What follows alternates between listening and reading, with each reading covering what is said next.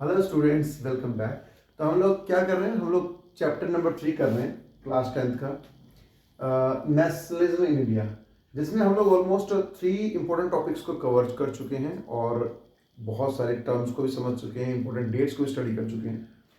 अभी हमारा लास्ट जो टॉपिक है इस चैप्टर का वो है the sense of collective belonging, यानी एक राष्ट्र के अंदर हम सब अपने आप को एक जैसा समझने लगते हैं, एक दूसरे से किसी कोई ऐसी एक चीज है जो हमें आपस में जोड़े रखती है। कॉमन आइडेंटिटी जो है हमारे बीच में कैसे क्रिएट होती है, यही तो है राष्ट्रवाद। जैसे हम इंडिया में रहने वाले, चाहे साउथ इंडिया में रहते हैं चाहे नॉर्थ इंडिया में रहते हैं, सबको ट्राइकलर एक सिंबल, अपने देश का सिंबल ट्राइकलर सबको मालूम है।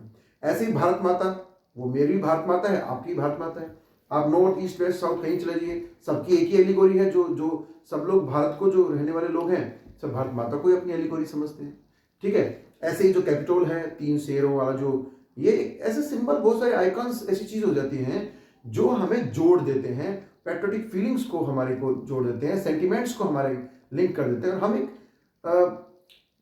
एक इनविजिबल से एक संबंध में, एक रिलेशन में जो है हम एक दूसरे को आपस में जुड़ जाते हैं।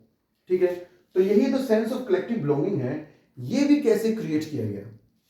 देखिए, जब फ्रीडम स्ट्रगल चल रही थी तो उस समय जो रोमांटिक पोइट्स थे, या जो पोइट हैं, जो सिंगर्स हैं, या जो राइटर्स थे, बुक्स लिखने वाले जो लोग थे, या जो न्यूज़पेपर पब्लिश करने वाले जो लोग थे, या जो पेंटर्स थे, इस तरह के लोगों ने बहुत ही इंपॉर्टेंट रोल प्ले किया राष्ट्रवादी भावनाओं को जगाने में और लोगों के अंदर कलेक्टिव आइडेंटिटी या कलेक्टिव बिलोंगिंगनेस के इस आइडिया को जो है स्प्रेड करने में। तो इसके लिए क्या क्या किया गया, जैसे कि ये तो हम पहले ही पढ़ चुके हैं। देखिए, चैप्टर नंबर 1 में जब हम पढ़ रहे थे नेशनलिज्म इन यूरोप, तो उसमें हम पढ़ चुके हैं कि किस तरीके से रोमांटिसिज्म ने एक इंपॉर्टेंट रोल प्ले किया, लोगों को अपनी प्राचीन हिस्ट्री से जोड़ दिया, और सेम ओरिजिन वाले लोगों को, या सेम लैंग्वेज वाले लोगों को, या सेम कल्चर वाले लोगों को एक जो है एक अजीब से जो है आपसी बंधन में एक बाइंड कर दिया लोगों को। तो ये जो कलेक्टिव आइडेंटिटी वाला जो आइडिया है, ये हम पहले चैप्टर में कवर कर चुके हैं, तो यहाँ ज्यादा फोकस करने की जरूरत नहीं है। अभी हम कुछ इंपॉर्टेंट चीजें यहाँ पर डिस्कस कर लेते हैं। देखिए, लोग जो है वो they are bound together with common language, culture, history, common origin.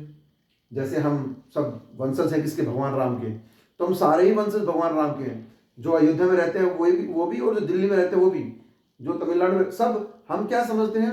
We all are the descendants of Bhagwan Ram. ठीक है, तो हमारे कॉमन ओरिजिन है।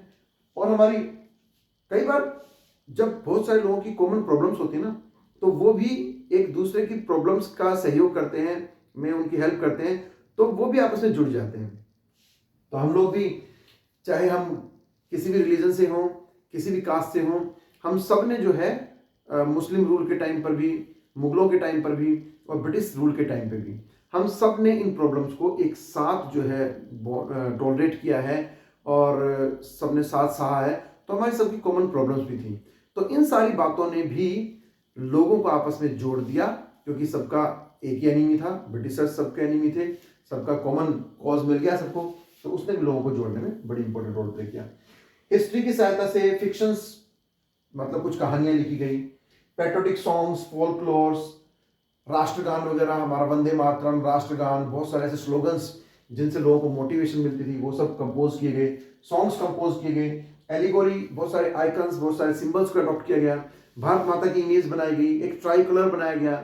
महात्मा गांधी ने भी 1921 में एक ट्राई कलर जो है बनाया था, जिसमें ग्रीन, रेड और वाइट कलर था, और बीच में चरखा का सिंबल हुआ करता था।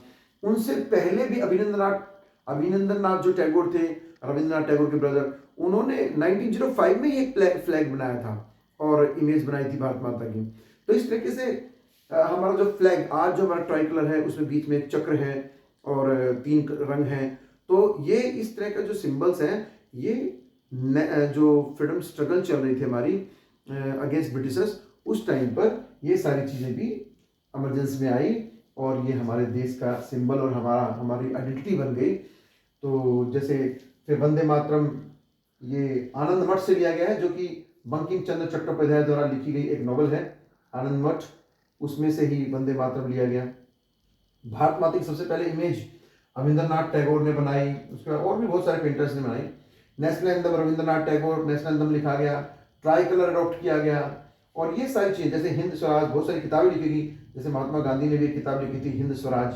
तो इस तरह की बहुत सारी नॉवेल्स, बहुत सारी किताबें, बहुत सारे सॉन्ग्स कंपोज किए गए, फोल्कलोर जो है लोगों के बीच में ज़्यादा करके उनको पुरानी एंशियंट हिस्ट्री को रीस्टोर करने की कोशिश की गई। वुमेन को भी मेन स्ट्रीम में जोड़ने के लिए जो है लक्ष्मीबाई जैसी वीरांगनाओं के उदाहरण दिए गए, और उनके भी सम्मान में बहुत सारे गीत गाए गए, और जो है लोगों को इस स्ट्रगल से जोड़ा गया। तो दोस्तों हमारा ये चैप्टर यही ख़त्म होता है। मुझे लगता है कि आपको ये चीज़ समझ में आ गई होगी कि किस तरीके से हमारा इंडिया में नेशनलिज्म जो है वो स्प्रेड हुआ, और भारत देश यूनिफाइड कलेक्टिव फॉर्म में ब्रिटिशर्स के खिलाफ हमने स्ट्रगल किया, और 1947 में हम आज़ाद हो गए, और अब हम बिल्कुल सोवरेन कंट्री हैं। तो चैप्टर खत्म होता है दोस्तों। Thank you, see you.